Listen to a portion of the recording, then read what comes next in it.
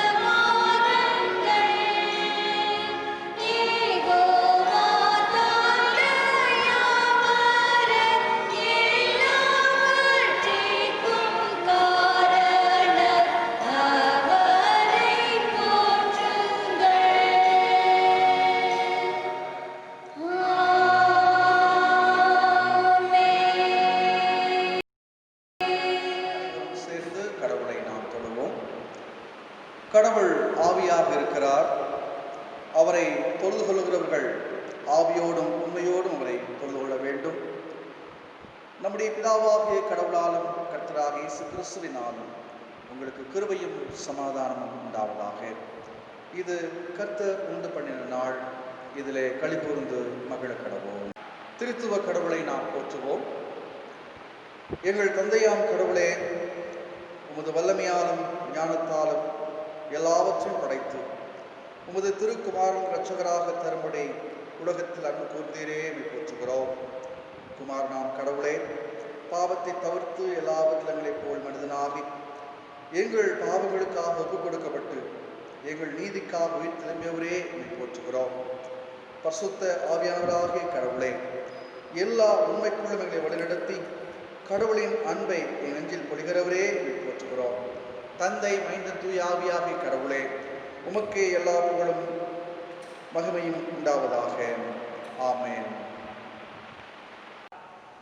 அன்பானவர்களே, கடவுளுடைய சன்னிதானத்திலே கூடி வந்திருக்கிற நாம் கடவுளுக்கு முன்பாக, சக மனிதருக்கு முன்பாக, அவரால் படைத்து கொடுக்கப்பட்ட இயற்கைக்கு முன்பாக நாம் செய்த பலவிதமான பாவங்களை, மீறுதல்களை, குற்றங்களை, தவறுகளை மனம் வருந்தி அறிக்கையிட கடவுளுடைய இரக்கத்தை பெற்றுக்கொள்ள அன்போடு அழைக்கப்படுகிறோம். பாவ அறிக்கைக்காக நாம் ஆயத்தமாவோம். நான் எழுந்து என் தகப்பனிடத்துக்கு போய், தகப்பனே, பரத்துக்கு விரோதமாகவும் உமது பார்வையிலும் பாவம் செய்தேன். இனி உடைய மகன் என்று சொல்லப்படுவதற்கு நான் பாத்திரன் அல்லன். உம்முடைய கூலிக்கார் ஒருவராக என்னை வைத்துக் கொள்ளும் என்பேன். கடவுள் ராஜ்யம் சமீபத்திருக்கிறது. மனம் திரும்பி நற்செய்தியில் நம்பிக்கை வையுங்கள். நமது பலவீனங்களுக்காக பரிந்துரைக்க முடியாத பிரதான ஆசாரியர் நமக்கிறார்கள். எல்லா விதத்திலுமே போல் சோதிக்கப்பட்டும் பாவமில்லாத பிரதான ஆசாரியரே நமக்கு இருக்கிறார். நாம் முழங்கால் படியிட்டு மௌனமாக நம்மை நாமே சோதனை செய்வோம். நாம் அனைவரும் சேர்ந்து சர்வல் உள்ள கடவுளிடத்திலே நாம் நமது பாவங்களை பின்வரும் பாவ அறிக்கை ஜெபத்தின் வழியாக நாம் அறிக்கை செய்வோம். சர்வல்லமையும் மிகுந்திரக்கும் உள்ள பிதாவே, தப்பிப்போன ஆடுகளைப் போல நாங்கள் உங்களுடைய வழிகளை விட்டு விலகி அழிந்து போனோம். எங்கள் இதயத்தின் யோசனைகளுக்கும் விருப்பங்களுக்கும் மிகவும் இடைநடந்தோம். உமது பரிசுத்த கற்பனைக்கு விரோதமாய் குற்றம் செய்தோம். செய்யத்தக்கவர்களை செய்யாமல் செய்யத்தகாதவர்களை செய்து வந்தோம். எங்களுக்கு சுகமே இல்லை. ஆனாலும் ஆண்டவரே, தேவரீர்கள் ஆண்டவராக இயேசு கிறிஸ்துவின் மூலமாய் மனிதருக்கு அல்ல செய்த வாக்குத்தத்தங்களின்படியே நிர்பாக்கியமுள்ள குற்றவாளிகளாக எங்களுக்கு இரண்டும் தப்பிதங்களை அறிக்கிறவர்கள் மேல் பொறுமையாயிரும். பாவத்தினுடன் துக்கப்படுவர்களை செயல்படுத்தும். மிகவும் இரக்கமுள்ள பிதாவே, உம்முடைய பரிசுத்த நாமத்துக்கு மகிமை உண்டாகும்படி நாங்கள் இனி தேவ பக்தியும் நீதியும் தெளிந்துள்ளா என்பதுவர இயேசு கிறிஸ்து நிமித்தம் உங்களுக்கு கிருபை செய்திருடும். ஆமென். சர்வ வல்லமையும் மிகுந்திரக்கமுள்ள ஆண்டவர் மன்னிப்பையும் பாவ நிவர்த்தியும் உங்களுக்கு கட்டளையிட்டருளே வாழ்க்கையை சீர்படுத்திருங்கான காலத்தையும் தமது ஆவியின் கிருபையும் தந்தருள்வாராக. ஆமென். ஆண்டவரை துதியுங்கள். ஆண்டவர் நாமம் துதிக்கப்படுவதாக. இன்றைய நாளுக்குரிய சிறப்பு ஜெபம், சுற்றுச்சூழல் ஞாயிறுக்குரிய சிறப்பு ஜெபம். படைப்பின் கடவுளே, முழு படைப்பனைத்தையும் பாதுகாப்பவரே, மீட்பவரே, எங்களை விடுவித்து காத்து உமது மீட்பின் கிருபைக்காக நன்றி செலுத்துகிறோம். உமது படைப்பின் பணியாளர்களாக, பாதுகாவலர்களாக விளங்கிட மீட்கும் வல்லமையுடைய வலிமிகு உமது கிருபையால் எம்மை தாங்கியருளும். இதன் மூலம் விடுதலை சுவாசத்தை பெற ஏங்கிடும் இயற்கையை கிறிஸ்துவில் வாழ வைக்க எமக்கு கற்றுத்தாரும். எக்காலமும் அரசாலும் கிறிஸ்துவின் வழியே தூய ஆவியரின் துணையோடு இந்த இறைவேண்டலை ஏறெடுக்கிறோம். உம்மோடும் தூய ஆவியோடும் ஒரே கடவுளாக முடிவின்றி ஆளுகை செய்யும் எங்கள் ஆண்டவர் கிறிஸ்து இயேசுவின் வழியாய் வேண்டிக் கொள்கிறோம். ஆமென். முதலாவது திருமுறை பாடம் வாசி கேட்போம். வாசிக்கும்படியாக தெரிந்து கொள்ளப்பட்ட முதலாம் வேத பாடம் அப்போஸ்தலனாகிய பவுல் ரோமாபுரியாருக்கு எழுதின நிருபம், அதிகாரம் 8, வசனங்கள் 18 முதல் 25 வரை. அதிகாரம் 8, வசனங்கள் 18 முதல் 25 முடிய. ஆதலால் இக்காலத்து பாடுகள் இனி நம்மிடத்தில் வெளிப்படும் மகிமைக்கு ஒப்பிடத்தக்கவைகள் அல்லவென்று எண்ணுகிறேன். மேலும் தேவனுடைய புத்திரர் வெளிப்படுவதற்கு சிருஷ்டியானது மிகுந்த ஆவலோடே காத்து கொண்டிருக்கிறது. அதேனென்றால் சிருஷ்டியானது அழிவுக்குரிய அடிமைத்தனத்தினின்று விடுதலையாக்கப்பட்டு தேவனுடைய பிள்ளைகளுக்குரிய மகிமையான சுயாதீனத்தை பெற்றுக்கொள்ளும் என்கிற நம்பிக்கையோடே அந்த சிருஷ்டியானது சுய இஷ்டத்தினாலே அல்ல, கீழ்ப்படுத்தினவராலேயே மாயைக்கு கீழ்ப்பட்டிருக்கிறது. ஆகையால் நமக்கு தெரிந்திருக்கிறபடி இதுவரைக்கும் சர்வ சிருஷ்டியும் ஏகமாய் தவித்து பிரசவ வேதனைப்படுகிறது.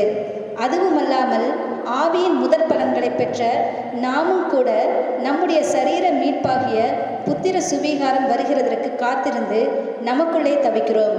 அந்த நம்பிக்கையினாலே நாம் ரட்சிக்கப்பட்டிருக்கிறோம். காணப்படுகிறதை நம்புகிறது நம்பிக்கை அல்ல. ஒருவன் தான் காண்கிறதை நம்ப வேண்டுவதென்ன? நாம் காணாததை நம்பினோமாகில் அது வருகிறதற்கு பொறுமையோடே காத்திருப்போம் என்பதே. வாசிக்கும்படியாக தெரிந்து கொள்ளப்பட்ட முதலாம் வேத பாடம் வாசித்தாயிற்று. தேவனே, உமக்கே ஸ்தோத்திரம் உண்டாவதாக. இப்பொழுது நம்முடைய ஆலய பாடகர் குழுவினர் ஒரு சிறப்பு பாடலை நமக்காக பாடுவார். கேட்டு மகிழுங்கள். கடவுளை போற்று.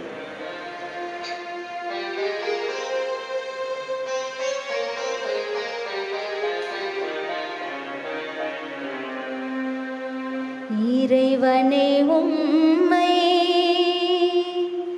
பாடி புகழ்ந்திட எமக்கே வரம் அருள்வாய். ஏழிசையாலே எமக்கே வரம் அருள்வாய்.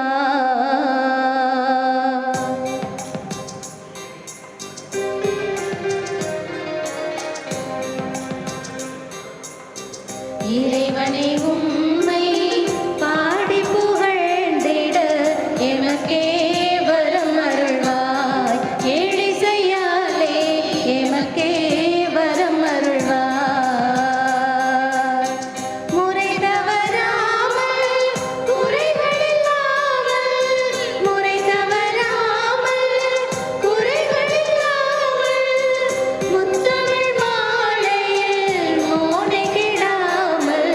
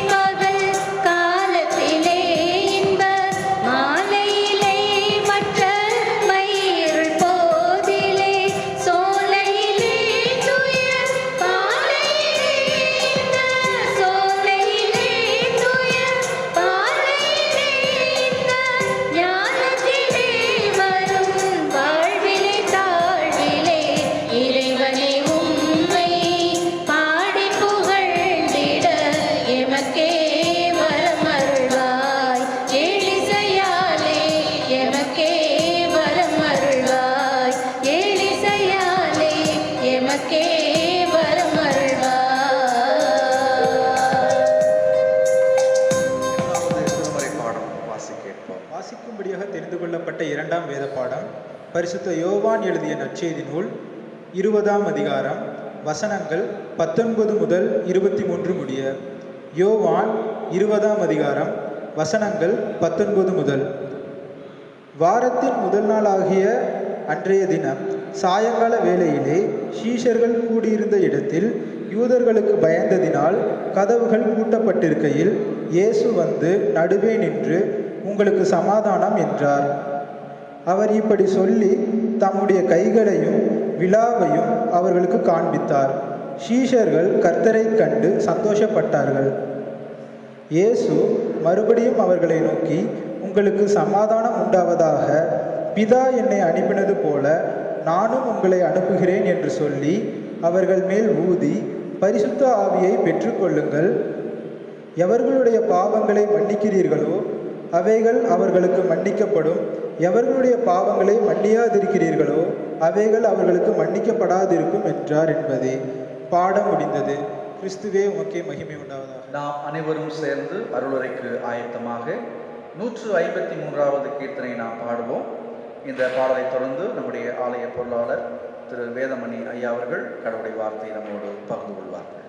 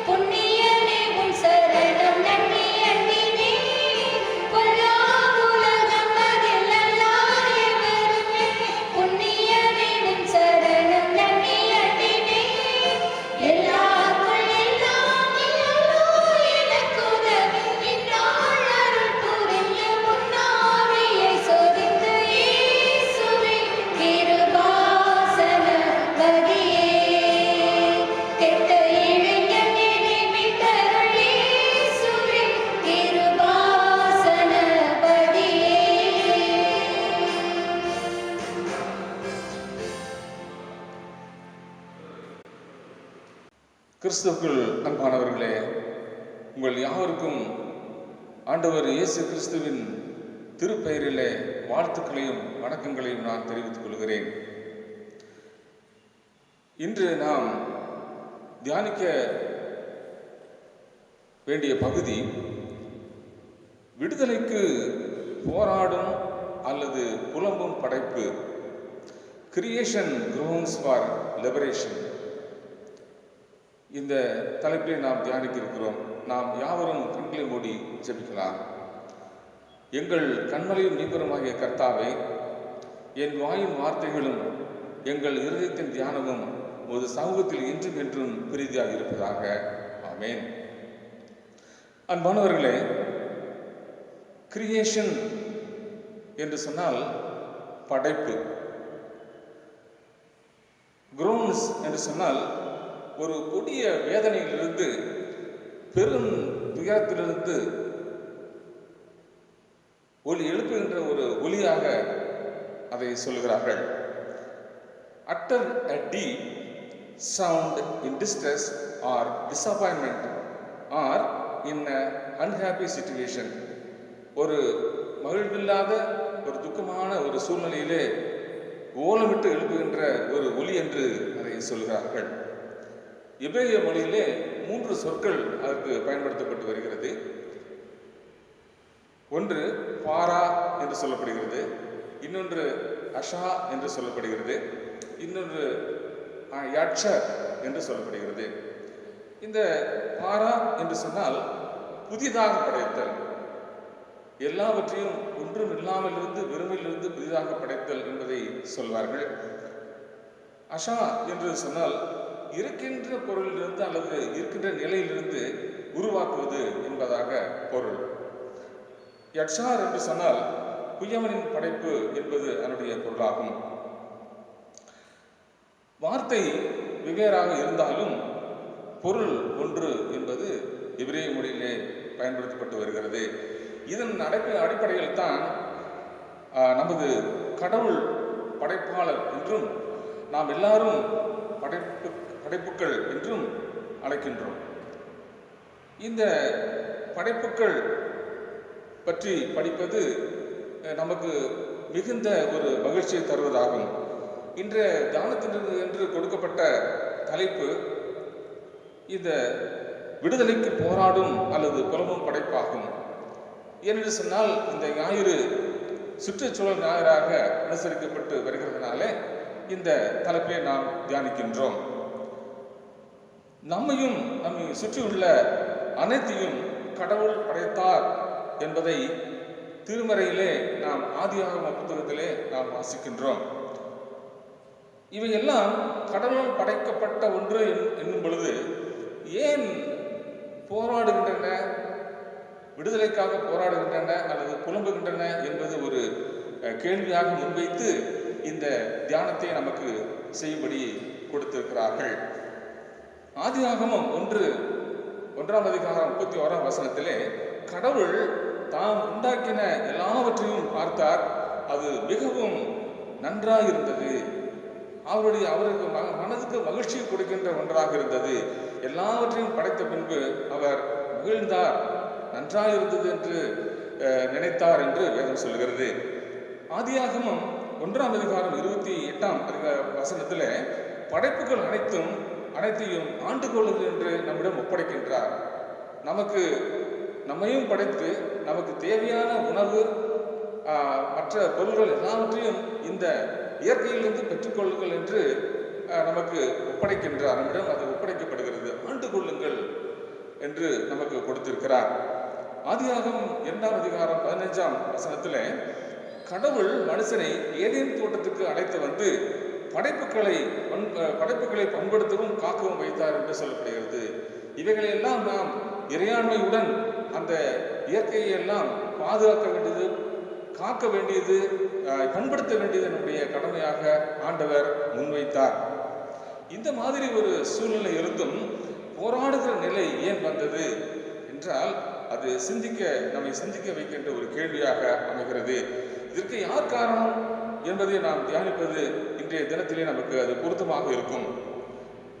அப்படி என்றால் ஆதியாகமத்தின் புத்தகம் 3ஆம் அதிகாரத்திலே நாம் பார்த்தால் ஆதாம் ஏவாளில் தொடங்கிய பாவமே என்பது ஒப்புக்கொள்ளக்கூடியதாய் நமக்கு இருக்கிறது. அந்த புசிக்க வேண்டாம் என்ற கனியை அவர்கள் புசித்ததனாலே தாங்கள் நிர்வாணிகளாக இருப்பதை அவர்கள் உணர்ந்தார்கள். அப்பொழுதும் அந்த இயற்கை தான் அவர்களுக்கு உதவி செய்கிறது. அத்தி இலைகளை எல்லாம் அவர்கள் ஆடையாக தேய்த்து போட்டுக்கொண்டார்கள். ஆண்டவர் ஆதாமை எங்கே இருக்கா என்று கேட்ட பொழுது அவர்கள் ஒளிந்து கொண்டார்கள். புசிக்க வேண்டாம் என்ற கனியை நீ புசித்தாயோ என்று ஆண்டவர் கேட்கின்றார். அப்பொழுது என்ன நடக்குதுன்னு சொன்னால் கீழ்ப்படியாமை அங்கே நடந்திருக்கிறது. ஒருவர் சொல்லிக் கொள்கிறார்கள், ஏவாள் தான் இதற்கு காரணம் என்று ஆதாம் சொல்லுகின்றார். இப்படி ஒருவரை சார்ந்து குறை சொல்லிக் கொள்கிறார்கள். ஆனால் இவர்கள் படைத்து இயற்கையெல்லாம் படைத்து அவர்கள் அருமையான ஒரு ஏதன் தோட்டத்தை கொடுத்து இதை பண்படுத்துங்கள், காத்துக்கொள்ளுங்கள் என்று சொல்லி கொடுத்த அந்த தோட்டத்தை இவர்கள் தவறாக பயன்படுத்தி விட்டார்கள். ஆண்டவர் சொன்ன வார்த்தையை கேளாமல் போனார்கள், கீழ்ப்படியாமல் போனார்கள் என்று நாம் பார்க்கின்றோம். எங்கே கீழ்ப்படியாமை அல்லது மீறுதல்கள் இருக்கின்றதோ அங்கே பாவம் இருக்கிறது. எங்கே பாவம் இருக்கிறதோ அங்கே தண்டனை இருக்கிறது. எங்கே தண்டனை இருக்கிறதோ அங்கே பிரிவு இருக்கின்றது. எங்கே பிரிவு இருக்கின்றதோ அங்கே உறவின்மை காணப்படுகின்றது. எங்கே உறவின்மை காணப்படுகின்றதோ அங்கே வாழ்வின்மை ஏற்படுகின்றது. எங்கே வாழ்வின்மை இருக்கின்றதோ அங்கே மரணம் சம்பவிக்கின்றது. ஆகவே மரணம் இப்படியாக தான் நமக்கு வந்தது என்பதை வேதத்தின் அடிப்படையில் நாம் புரிந்து கொள்ள கடமைப்பட்டிருக்கின்றோம். இதன் அடிப்படையிலே தான் கீழ்ப்படியாமை தான் பாவத்திற்கு காரணம் என்று நாம் ஒரு முடிவுக்கு வரலாம். இது ஆங்கிலத்திலே லாஸ் ஆஃப் சென்சிட்டிவ் என்று சொல்வார்கள். சென்ஸ், நமக்கு சென்ஸ் ஆஃப் ஆர்கன்ஸ், நம்முடைய உடம்புல எல்லாமே உணர்வுள்ள பகுதிகளாக ஆண்டவர் நமக்கு படைத்திருக்கின்றார். கண் பார்க்கின்றது, காதுகள் கேட்கின்றது, வாய் பேசுகிறது, மூளை சிந்திக்கின்றது, மெய் உணர்கின்றது. ஆகிய இந்த உணர்வுகளை எல்லாம் ஆண்டவர் நமக்கு தந்திருக்கு. உணர்வுள்ள ஒரு மனிதனாக நம்ம இந்த உலகத்திலே படைத்திருக்கிறார். இதிலே இந்த சென்ஸ் ஆஃப் ஆர்கன் அவர்களுக்கு சரியாக பயன்படுத்தவில்லை. Loss of sensitivity is a sin என்று சொல்லுகிறார்கள். அப்படி பார்த்தால் இயற்கையோடு இணைந்து வாழ்கின்ற வாழ்க்கை நமக்கு மாறி போய்விட்டது. இசைந்து வாழ வேண்டும், இயற்கையை பாதுகாத்து வாழ வேண்டும் என்ற அந்த அறிவுரையை நாம் ஏற்றுக்கொள்ளாமல் கடைபிடிக்காமல் போய்விட்டோம் என்பதாக நாம் புரிந்து கொள்ளலாம். ஆனால் மனிதன் இவையெல்லாம் தன்னலத்துக்காகவே அல்லது சுயநலத்துக்காகவே இயற்கையை பயன்படுத்துகின்றான் என்று பார்க்கின்றோம். அப்படி சுயநலத்துக்காக பயன்படுத்திய காரணத்தால் தான் இவ்வளவு வேதனைகள் என்று பார்க்கின்றோம். கடந்த 2 நூற்றாண்டுகளாக நாம் பார்க்க என்று சொன்னால் பேரழிவை கண்டு கொண்டிருக்கின்றோம். அப்படியானால் மழையின்மை, நிலத்தடி நீர் இன்மை, சுனாமி, நிலநடுக்கம், வானிலை மாற்றங்கள், தற்பொழுது கொரோனா என்ற ஒரு தொற்றுநோய் கூட பரவி வருவதை பார்க்கின்றோம். ஆனால் அழகாக படைக்கப்பட்ட இந்த பூமி, இந்த உலகம், அது எப்படி மாறிவிட்டது என்று பாருங்கள். இதற்கெல்லாம் காரணம் மனிதர்களே, மனுக்குலமே என்று நாம் ஒரு முடிவுக்கு வரலாம். சங்கீதம் 24 இந்த பூமியும் அதன் நிறைவும் ஆண்டவருடையது, கர்த்தருடையது என்று சொல்கிறது. இந்த உலகம் அவருடைய பொருட்களும் ஆண்டவருடையது என்று சொல்கிறது. ஆண்டவர் இந்த நிலத்தை, உலகத்தை கடல்களுக்கு மேலாக ஸ்தாபித்தார் என்று அந்த வேதம் வசனங்கள் நமக்கு சொல்லுகின்றது. இதெல்லாம் ஏன் என்று சொன்னால் நாம் சிந்திக்க வேண்டிய ஒரு காலகட்டாயத்திலே நாம் இருக்கின்றோம். அப்படியானால் நமது மனநிலை மாற வேண்டும். சுயநலத்தை நாம் முற்றிலுமாக கைவிட வேண்டும்.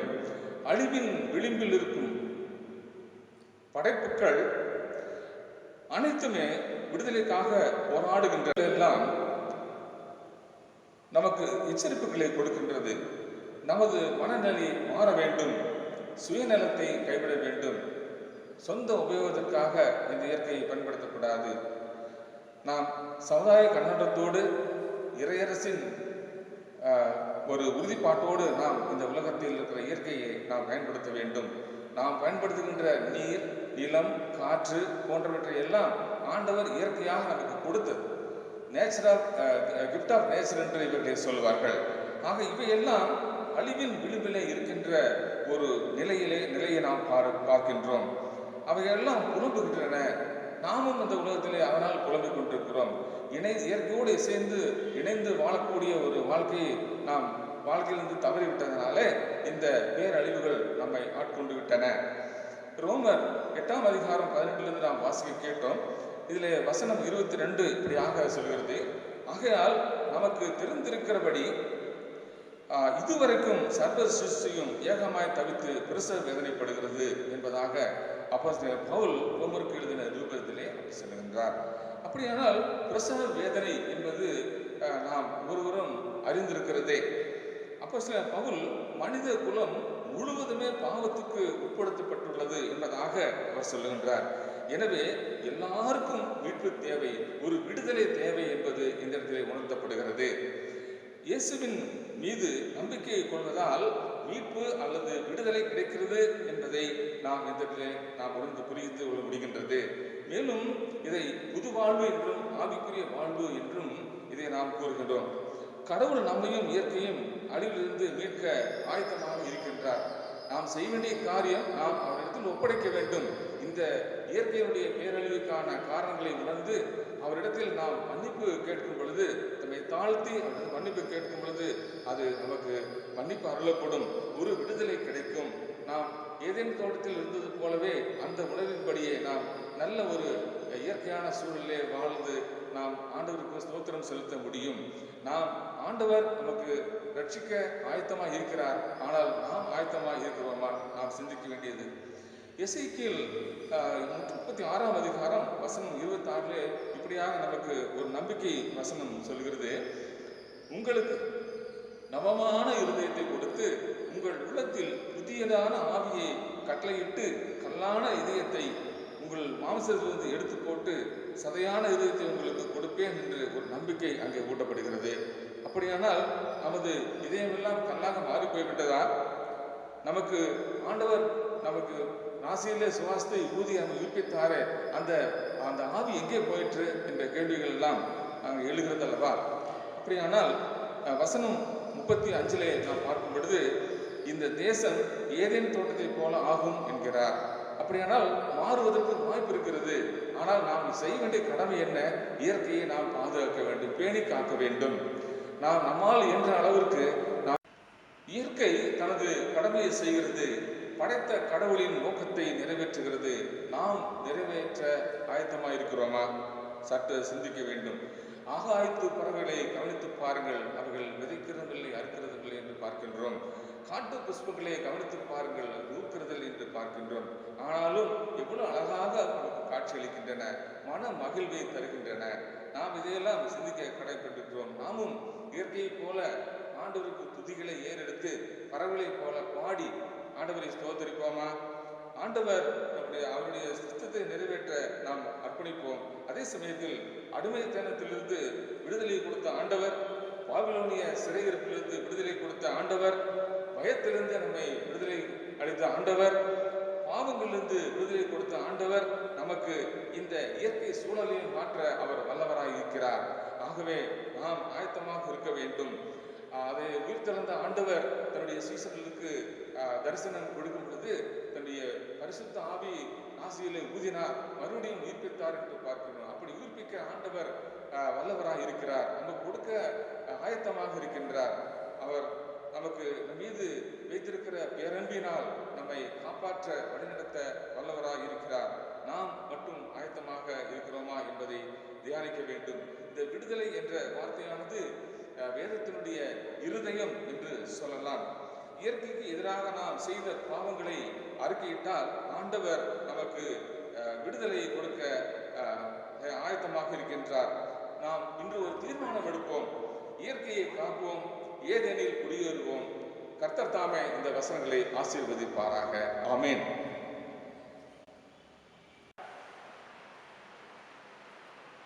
நாம் அனைவரும் சேர்ந்து நம்முடைய விசுவாசத்தை அறிக்கையிடுவோம்.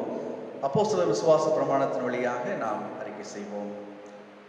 வானத்தையும் பூமியும் படைத்த சர்வவல்லமையுள்ள பிதாவாக கடவுளை விசுவாசிக்கிறேன். அவருடைய ஒரே குமாரனாக நம்முடைய நாதர் இயேசு கிறிஸ்து விசுவாசிக்கிறேன். அவர் பரிசுத்த ஆவியினாலே கன்னிமரியிடத்தில் உற்பத்தி பிறந்தார். பொந்தி பிலாத்தின் காலத்தில் பாடுபட்டு சிலுவையில் அறையுண்டு மரித்து அடக்கம் பண்ணப்பட்டு பாதாளத்தில் இறங்கினார். 3ஆம் நாள் மரித்தோர்ந்து எழுதினார். பரமண்டலத்துக்கு ஏறி சர்வவல்லமையுள்ள பிதாவாக கடவுள் வலதுபார்த்து வீற்றிருக்கிறார்.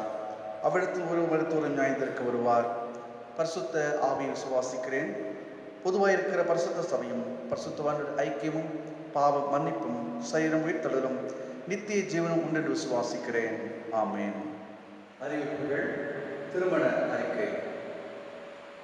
தென்னிந்திய திருச்சபை திருச்சிராப்பள்ளி தஞ்சாவூர் திருமண்டலம் நமது பெத்தேல் ஆலயத்தைச் சேர்ந்த அருள் திரு ஞான பொன்னையன், காலம் சென்ற திருமதி அன்னபூரணி ஆகியோரின் மகன் பால் சுதாகர் என்பவரும், அதே திருமண்டலம் தாராபுரம் எல்லிஸ் நினைவாலயத்தைச் சேர்ந்த திரு ராஜசேகர், திருமதி ஆலிஸ் பாக்கியத்தாய் ஆகியோரின் மகள் பாலின் சில்வியா என்பவரும் திருமணம் செய்துள்ள போர் என அறிவிக்கப்படுகிறது.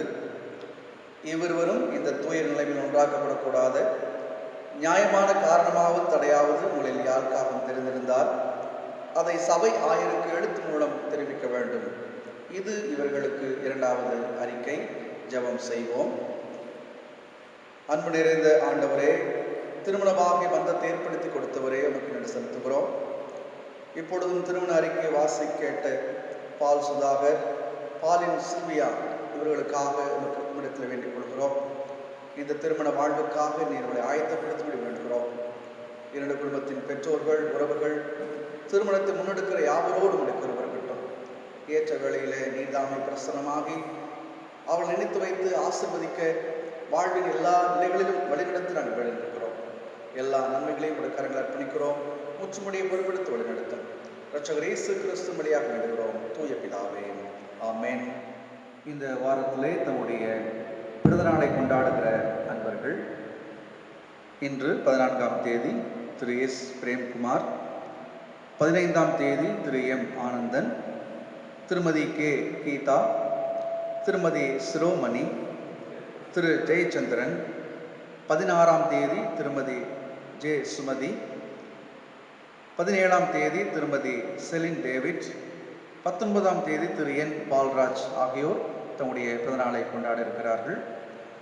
திருமணநாளை அனுசரிக்கிற தம்பதியர் 15ஆம் தேதி திரு எஸ் பாஸ்கரன், திருமதி அமுதா தம்பதியர், 19ஆம் தேதி திரு ஜீவானந்தம், திருமதி பத்மாவதி தம்பதியர் தங்களுடைய திருமண நாளை கொண்டாட இருக்கிறார்கள். திருச்சபையாக நாங்களை வாழ்த்துகிறோம். செய்வோம். அன்பு நிறைந்த ஆண்டவரே, மீண்டும் நன்றியோடு உம்மை துதிக்கிறோம், உம்மை சோதரிக்கிறோம்.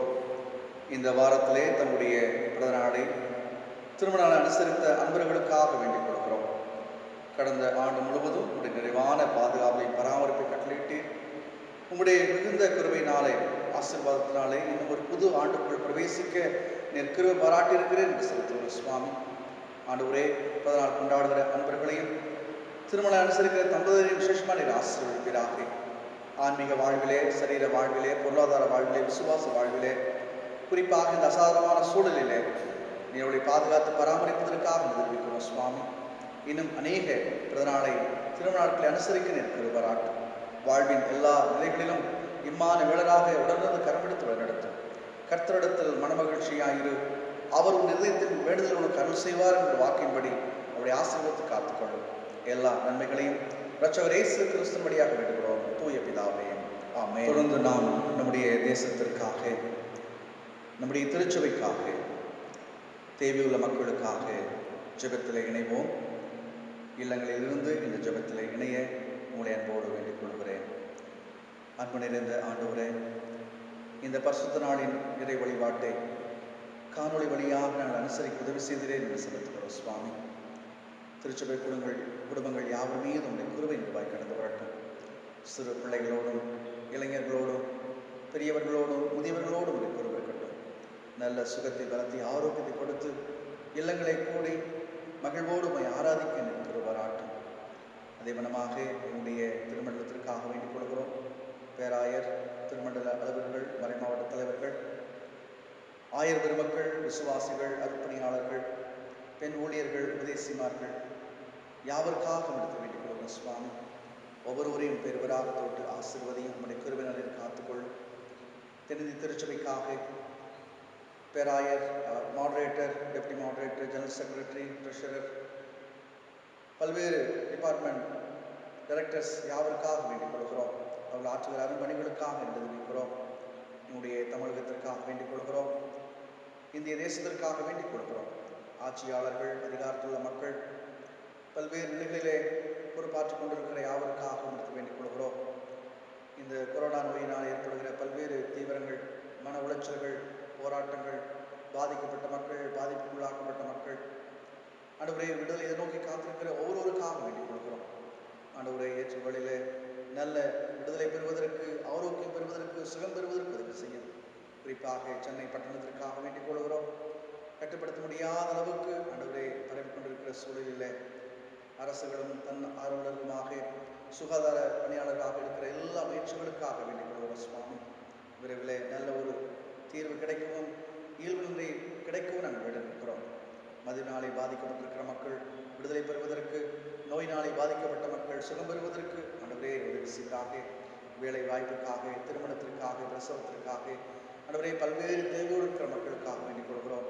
அமைப்பு சாரா தொழிலாளர்களுக்காக, உடைய வாழ்வின் ஆதாரங்களுக்காக, நடைபாதை வியாபாரிகளுக்காக, உடைய வாழ்வின் ஆதாரங்களுக்காக வேண்டிக் கொள்கிறோம். இந்த தாராபுரம் பகுதியில் எல்லாமே ஆசீர்வதிக்கிறாக. ஏற்ற வேளையிலே ஆண்டவரே நல்ல மழையின் வழியாக, இயற்கை வளங்கள் வழியாக உடைய ஆசீர்வாதம் கடந்து வரட்டும். இந்த நாளிலே சுற்றுச்சூழல் குறித்த கரிசனையை ஆண்டவரே நாங்கள் பெற்றுக்கொள்ளும்படியாக உதவி செய்து, நாங்கள் வாழ்கின்ற வாழ்வாதாரத்துக்கு அடித்தளமாக இருக்கிற அந்த சுற்றுச்சூழலை குறித்து கரிசனையோடு வாழ்வதற்கு அருந்துவீராக. காணொலி வழியாக இந்த வழிபாட்டிலே பங்கு பெற்ற யாவருக்காகவும், இந்த வழிபாட்டை கொண்டு செல்வதற்கு உறுதுணையாக இருந்த அனைத்து சகோதரர்களுக்காக வேண்டிக் கொள்கிறோம். கர்த்தர் அவர்களை ஆசீர்வதிப்பீராக. கடவுளுடைய பெரிதான குருவைக்கும் இறக்குள்ள பராமரிப்பு பண்ணிக்கிறோம். முற்றுமுடியை பொறுப்படுத்துவதை நடத்துங்க. எல்லா நன்மைகளையும் இரட்சகர் இயேசு கிறிஸ்து வழியாக விடுகிறோம். தூய பிதாவே, ஆமென். கடவுளுடைய ஆசீர்வாதத்தை நாம் பெற்றுக்கொள்வோம். நம்முடைய ஆண்டவர் இயேசு கிறிஸ்துவின் கிருபையும், பிதாவாகிய கடவுளுடைய அன்பும், தூய ஆவியின் வழிநடத்தும் சமாதானமும் நம் அனைவரோடு எப்பொழுதும் நீங்காதிருப்பதாக. ஆமென். நாம் அனைவரும் சேர்ந்து பாமாலை மங்களக்கவிகள் ஒன்றை நாம் நிறைவு பாடலாக நாம் பாடுவோம்.